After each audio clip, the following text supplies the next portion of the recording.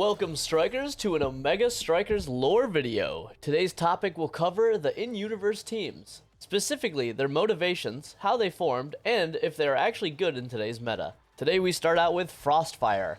Frostfire consists of Juliet, Dubu, and Estelle. Estelle used to be a Core Strike champ, but unfortunately her teammates are unknown to us right now. She quit the league after she was beat by Team Ember Monarchs, but rejoined because she still felt the fire of competition. Juliet and Dubu are fiery up-and-comers who were scouted from amateur games. Juliet specifically always had the dream of playing with Estelle, while Dubu is just along for the ride and down to do whatever Juliet does.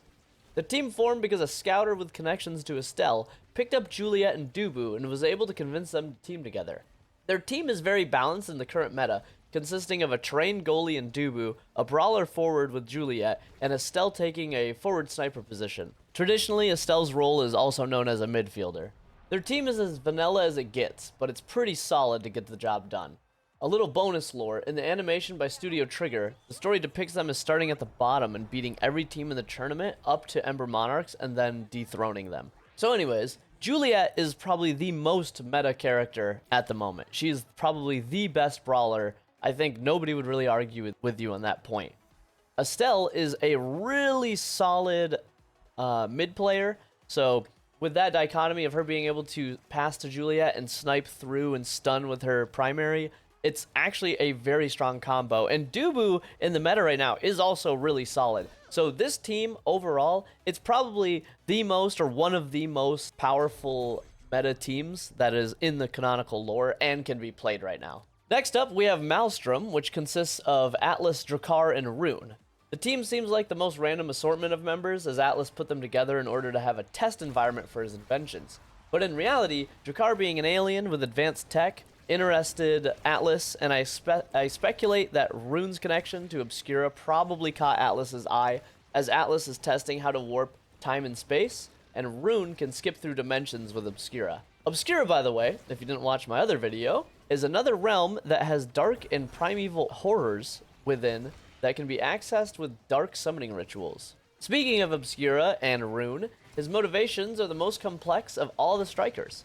He's carrying out orders from an Obscura demon who is holding his friend hostage and possesses his body. Those orders are to win a Core Strike game for a reason that we don't know about, and the reward in return is his friend. But it's the cost of Rune's very essence, and Rune will eventually be taken over and possessed by the demon.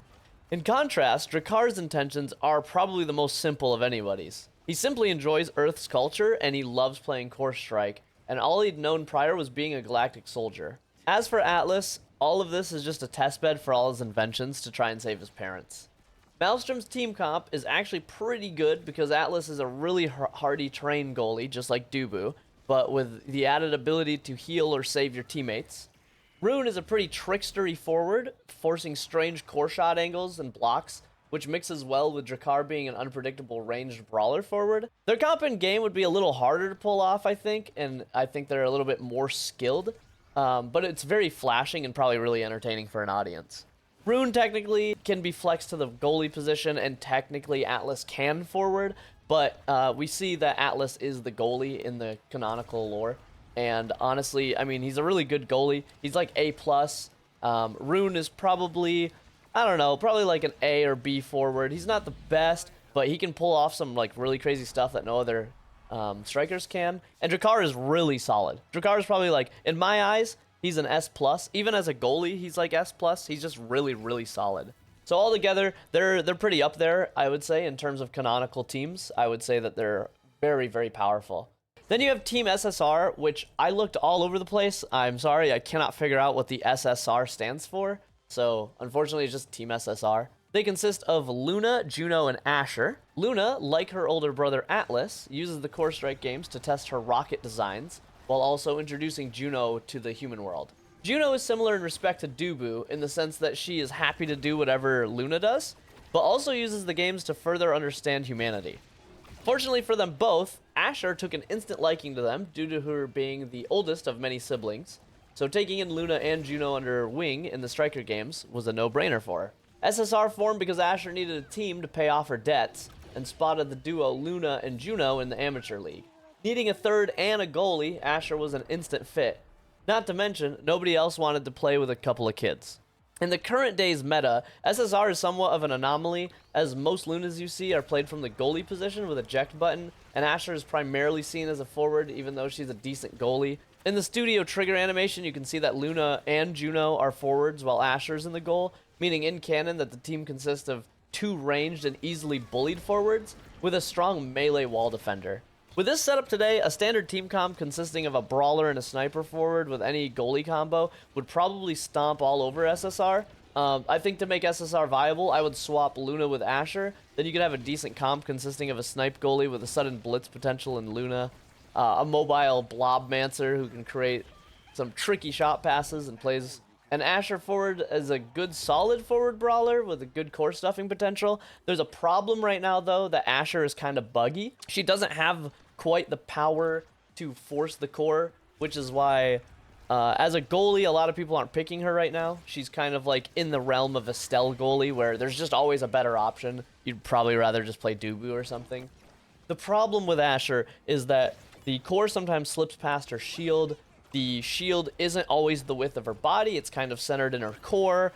There's all sorts of things that make Asher not that great. Also, her dash doesn't really drive forward the core like you would wish it to, and you can't drop out of the dash to strike fast enough, or there's just a variety of issues that make this team kind of problematic. Also, Luna is not considered the best goalie, so even if they were to swap Luna to goalie, it's not the best. Luna as a forward is pretty decent. Some of the pros are playing it, but again, not the greatest.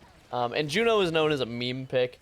A lot of times people either just ban it so their teammates don't pick it. It's kind of like a low elo grind character, and then when you get in a high elo, people just will build stagger and step on the blobs. So she's actually pretty useless. There's a lot of pros that also love Juno, and you'll see it in pro league games, but this is like at the highest level. They're kind of playing around it. They even acknowledge it's a troll pick. So unfortunately, SSR is a pretty terrible team. You could just beat the crap out of Juno and Luna, stagger them, knock them off, and Asher is all that's left, and she might lose the core to a bug. Now you have Ember Monarchs, consisting of Kai, Era, and X. Starting with X, we have a simple-ish striker history. X wanted to be just like his older brother. Due to their punk rocker style, X was bullied.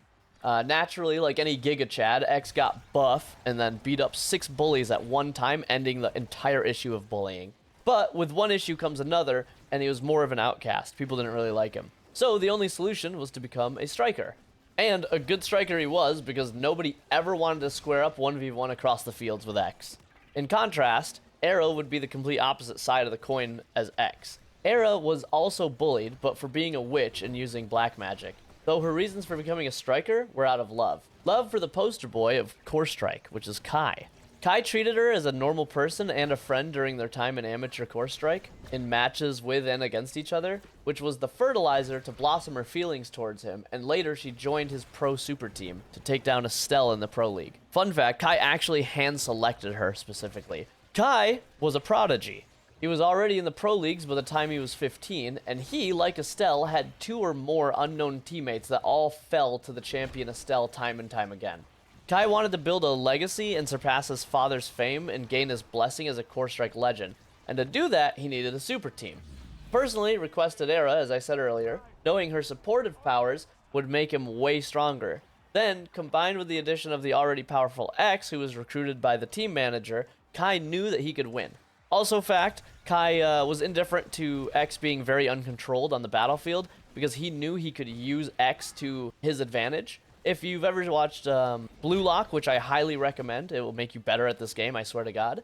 There are characters that they know. There's a character, I'll just say it. There's a character called King. King is a lot like X. King just does his own thing. Like, you pass on the core, he's never going to pass it back. Or he's going to literally steal the core from his teammates. This guy is just a straight egoist. And Kai is so good that he's able to use X, who is just like King in the show, to his advantage. Just like characters in the show use King later on. Anyways, he saw no issues being able to control X to make him into a decent teammate.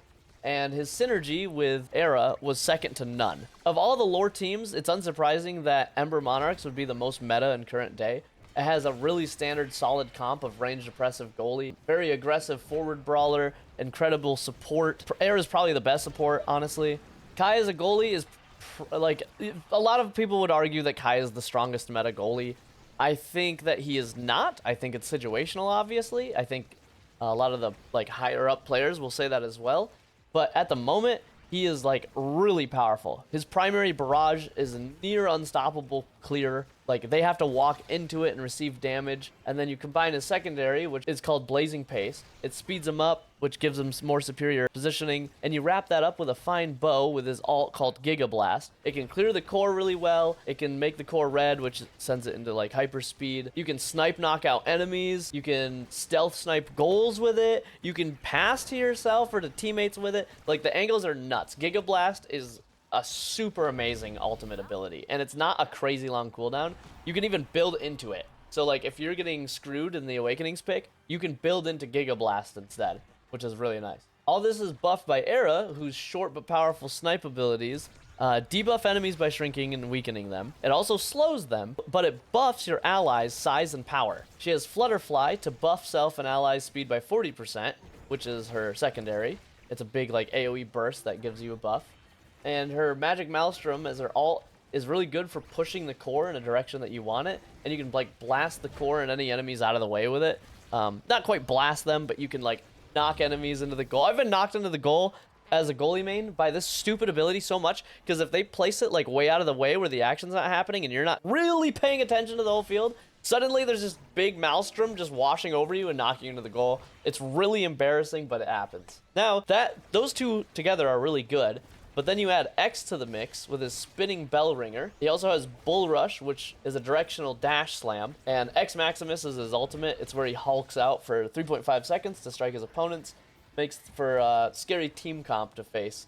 And a very solid lineup for the lore of the game. I would say if I had to play a team comp out of this list, it would either be like Frostfires or Ember Monarchs. If X gets any more buffs, this comp would probably be the best. Because Era is just probably one of the best with her support. And Kai being one of the best goalies. Like if X was back in the meta, but X is not worthless. He scales really well. This team comp is just going to be nuts if X gets a buff. All right, now we get to more complex teams such as Bite Breakers, who canonically consist of Aimi and Zentaro, but in the studio trigger animation, we can also see Rasmus filling in as their third, despite him being officially affiliated with Clarion Corp. For the sake of time, I'm going to keep him as their third, but we'll probably see the true member of Bite Breakers in the future. Is what my script originally said, but I waited so long to get this script out, and this video is so outdated now that we have the actual third that released yesterday as of recording this video, which is Finny. I have a cool trichotomy scripted about how Rasmus is the most inhuman person on the team, and that's how, and it's so ironic because Zentaro is half human, half demon, and Aimi is an app come to life. But no, their teammate had to come out. Of all the thirds to come out, it had to be this team's. Oh, man. Anyways. Typical for such a confusing team comes confusing backgrounds. Aimi is an open AI, turned sentient due to Omega exposure. Zentaro is a human-demon hybrid, and despite her looks, Finny is actually just a normal human. Aimi joined the games to prove to the world that she is independent and worthy of individual rights. Zentaro was convinced by Aimi to play Core Strike with her as a way to earn money to move his grandparents to Otten City. Finny, on the other hand, has all the money she could possibly want as her parents give her everything. And like Kai, she's just trying to impress her family and trying to prove to the world that she deserves a spotlight. By the way, this all further pushes my theory in the other video that this is a dystopian future and you're either rich or you're poor. Go watch that video if you haven't seen it. The dark lore of Omega Strikers. Anyways, Aimi and Zentaro make a strong pair, as both were shunned by their communities and find common ground with each other. Finny, on the other hand, loves toying with Aimi, because Aimi gets really frustrated from all the tricks, but she found a friend in Zentaro. They formed a trio when Finny found Zen and Aimi and asked them to join up. It helped that they were all around the same age group. Finny didn't want to join up with a bunch of adults. Aimi agreed to the 1v1 to prove Finny's skill. Sure enough, Finny used tricks to beat Aimi, who coped the entire time that it was all luck and no skill that won her the day. So, Finny was accepted as the third. So now we talk about their team comp, which is a bit more standard now that it's not Rasmus on the team. Finny is still quite new, but I've experimented around with her as goalie, and like Aimi, I think there's a solid place for her here as a flex. Realistically though, I believe their team comp is actually Aimi goalie, Zentaro and Finny forward. I think this is why Finny and Aimee 1v1. I think it was because like Finny was trying to score past Aimee, and Aimee can score from goalie position, so just a little headcanon, but I think that's why. Overall, their team is pretty fragile and would have to rely on their good range and tricky skills. Zentaro is one of the most mobile melees, and Aimee and Finny have amazing range. So in the right hands, this team comp would actually be really hard to deal with if they kept navigating the core around the enemy. Even when the enemy gets the core, though, there's a ton of ways to steal it, knock it away. Aimee has glitch pop. Zentaro has a lot of dashes. Finny is pretty tricky. Her ultimate is pretty insanely strong with being able to grab the core away. And honestly, I would say this is like a pretty solid team comp in this weakened brawler meta. But my way of beating it would be to use large characters, as all of these characters are pretty small, and I would just pummel the living shit out of them. Honestly, I think Team Ember Monarchs and Team Frostfire would destroy Bite Breakers. But again, as long as if you had the Bite Breakers comp and you stuck to your strengths, which is like really good range, really good mobility, you could easily win in a lot of games like this. It would come down to skill, I think, at the end of the day. Lastly, we come to Team Demon Drive, consisting only of the two sisters Octavia and Vice. Both Octavia and Vice got into music, though Octavia got into EDM and perfecting her sound, while Octavia got into rock and metal and plays fast and loose. Initially, they were in the same band, but split ways due to this conflicting interest of genre. Eventually, though, after a very bad fight at a concert where Vice was pathetically side-opening for Octavia, they decided to patch things up by playing together in the Core Strike games and finding their synergy again on the field of play. I got two fun facts for you here. I say it was pathetic that Vice was side-opening because it was literally a stage that wasn't the main stage on the side. Think of like a big like music fest where they have like the huge main stage and then these like amateur bands on like the side stages. She literally was on a side stage. Second fun fact, Octavia and Vice are actually twins, and technically Octavia came out first, making her older, but Vice is always considered the older sister due to her nature. Their third striker is unknown and might take up the goalie position, even though Vice can take up goalie. I'm predicting this now that they're actually going to make a drummer, and mark my words, he's going to be AoE, potentially support, buff, debuff, and I swear he's going to be a drummer. For the sake of argument here, we're going to say Vice and Octavia are both forwards, with Vice being a control sniper, and with the ability to teleport around, making her a melee hybrid with powerful AoE ults to blast the core and knock it off opposing strikers, and Octavia being a sonic speedster brawler who can prolong her speed buff through core and striker interaction, and it's all close-ranged AoE based. Octavia's only range is her short-range narrow forward cast called Sonic Boom that slows enemies enough for her to drop the base on them, which emits 5 AoE pulses around her, pushing away enemies and the core. That's her ultimate, by the way. Omitting their lack of goalie, a comp with Octavia and Vice in it would leave myself as a goalie main unsatisfied. Well, Vice isn't like the worst forward. She's neither the best. And Octavia, on the other hand, for me, falls below the average line. Her issue is consistency, as she can gain insane speed boosts from her secondary called Flow State, and she can take over the game with these. But one quick stun from the enemy can put a stop to that, or if she just doesn't touch anybody, if everyone spreads out, if they core flip the core away and no one was near, it's just going to run out. And then it's simply like, oh, she's running at me, I bet she's about to ult. I better not be next to her for the next 2.5 seconds. Meanwhile, Vice is able to impressively stop the core with Thunderstruck, which is her secondary, which gives her team time to position better. She can also set up for shots by teleporting to the Thunderstrike after, which gives her really good mobility. Her power chord, which is her primary, can chain to enemies in the core, slowing the first and hurting the other two, and it can shoot the core off with the bounce, which gives her the ability to strike the core through defenders, which is like really good. I didn't put this in the script, but it's also a pretty long range shot. Like you can snipe the goalie, you can snipe passes with it really well. Then she also has Supernova, and all that takes up like half of the smaller maps and creates a zone of denial and death. Overall, the concept of the two forwards together is good, I'd say, although Octavia is like really bad. With a powerful goalie, it can technically work out. Hopefully the character to round out their team has drums, and hopefully he synergizes with them really well. In my opinion, Octavia would benefit greatly from having a support goalie buffing her, and she would be like pretty oppressive. And honestly, like if the goalie could buff speed Octavia so that she wasn't always using her flow state and could use that in emergencies or use that to get really oppressive or to continue her speed buffs, this team really could be a 10 out of 10. But until something like that happens, it's kind of bad. And just for the sake of fun, because I am a goalie main, we will talk about what if Vice was goalie in this scenario.